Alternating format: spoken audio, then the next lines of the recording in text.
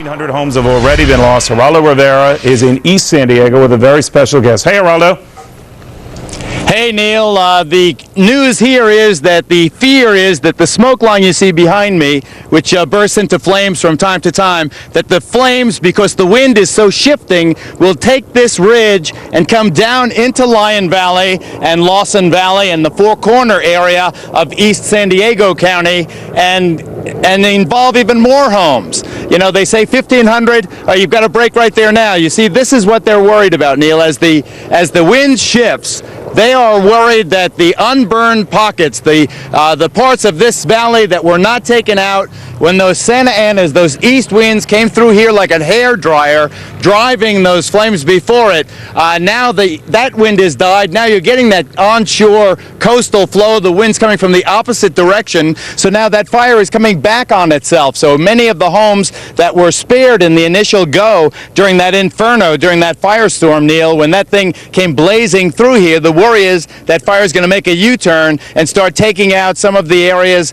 that have not yet been consumed. We have Battalion Chief Nick Weber. They are so hard pressed here. They have brought people in from every part of California. Chief Weber's unit is up in the San Francisco Bay Area. Was it Foster City? Foster City. Foster City. So what's the situation right here now, Chief? Well, right here now we are deploying resources throughout this neighborhood in an attempt to prepare the houses for the fires that are coming, and they will be here. Here they come. Here they come. That ridge, that's the, Neil, to give you an idea, once it comes over that ridge, if that wind is gently pushing it through that valley, the worry is it's going to come through this whole area. This is nothing but tinder. This is almost as if, you're in your own fireplace and you put the kindling. This whole valley is made of kindling, Neil. And as the flames just get some muscle, the worry is that it creates that own, it's almost its own weather. It starts that firestorm blowing, and you just don't know once it gets started where it stops.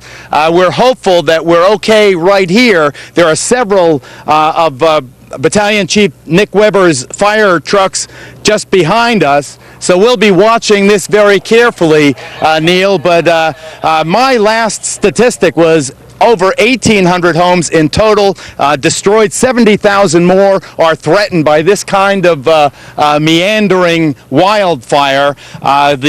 The end of the Santa Ana winds, though, aside from the crisis we have specifically right here, Neil, the end of this crisis is in sight in the sense that with those Santa Anas down, these brave firefighters who've come not only from Northern California, but from Arizona, from Nevada, and other bordering states will be able to contain these fires. Because right now, as you can see, Neil, this baby is anything but contained. Pan up to the sun and look at that eerie sun through the fire. This is becoming as much a symbol of sunny California as the beaches, the surfing, and all the fun parts. The fires that, along with the mudslides and the earthquakes, are the price people here pay for living in paradise. But Neil, as you can see with these live shots, the best guess is, and I can feel that breeze on my back now. I can feel that offshore flow. That means that the engine pushing that fire is moving from your left to your right as you watch the screen. We'll be watching it.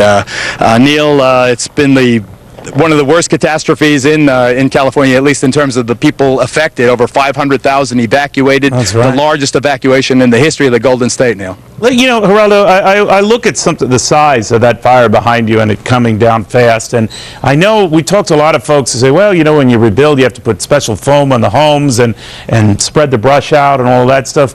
But, I'm no weather expert, but when something that size is coming at you, I don't know if a foamed house or a fire retardant house is really going to make a difference, do you? No difference at all. And this is a business program. It's already over $1 billion, they figure, in insurance costs alone. And it is the inevitable result, Neil, of the population explosion in Southern California, and as the coastal areas are all settled, people are coming east. This is the only place you can get an affordable home. And by affordable homes out here, I'm talking 400,000 or 500,000. That's what an entry-level home, and that's only out here east in the East Valleys.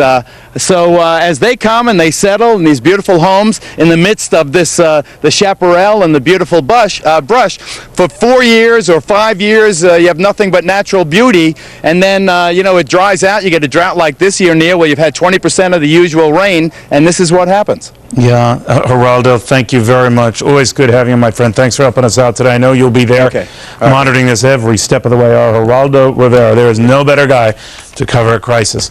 All right, well, you don't think Americans are a giving bunch. Wait till you see the amount of supplies that have been piling up for the fire victims, and who's making that possible? The guy who's leading that effort. If this doesn't inspire you in the middle of tragedy, I don't know what will. Continue live coverage of fires right now that are reverberating with a financial and emotional impact everywhere.